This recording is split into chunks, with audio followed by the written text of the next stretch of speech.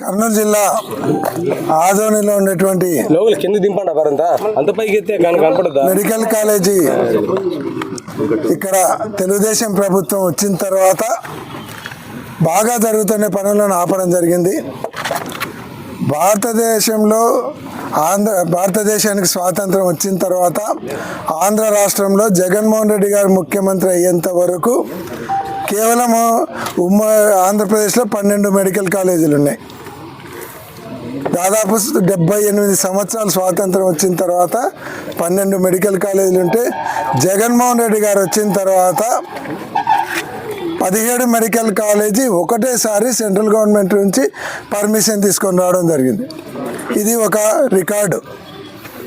తర్వాత 2 సంవత్సరాల లోపలనే కరోనా 21కి అయిపోతే 23కంతా 5 మెడికల్ కాలేజీలు స్టార్ట్ చేసి ఓపెన్ కూడా 5 మెడికల్ కాలేజీ ఒకటే రోజు ఓపెన్ చేయడం జరిగింది.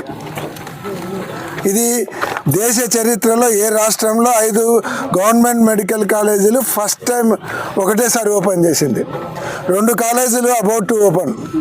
పులివెందుల కాలేజీకి అయితే 50 సీట్లు అలాట్ అయిన తర్వాత కూడా ఈ గవర్నమెంట్ దుర్మార్గంగా మాకు వద్దు ఆ సీట్లని చెప్పడం జరిగింది. బుద్ధుండేవాడు ఎవడు గవర్నమెంట్ మెడికల్ కాలేజీకి సీట్స్ అలాట్మెంట్ వచ్చిన తర్వాత బుద్ధుండేవాడు ఎవడు రిజెక్ట్ చేయడు. వద్దని రాసిచ్చా అంటే ఒక కాలేజీ ఆఫ్టర్ ఆల్ 17 మెడికల్ కాలేజీలు నడపలేని మీరు 5 కోట్ల ఆంధ్రులు ఉండేటువంటి రాష్ట్రాన్ని పరిపాలిస్తాము, డెవలప్ చేస్తాము, మేము ఇక్కడ సంపద సృష్టిస్తామని చెప్తే అమాయకులు ఉండాలనుకుంటున్నారా? 17 ఆల్రెడీ 5 మెడికల్ కాలేజీలు కంప్లీట్ అయినాయి. 10 మెడికల్ కాలేజీలు కట్టి నడపలేక మా చేత కాదు ప్రైవేట్ వాళ్ళకి ఇచ్చుకుంటున్నామని చెప్పడానికి సిగ్గు ఉంది గవర్నమెంట్కు. 40 సంవత్సరాల అనుభవం ఉందంటారు ముఖ్యమంత్రి గారు. అంత చేత కానప్పుడు దిగిపోండి.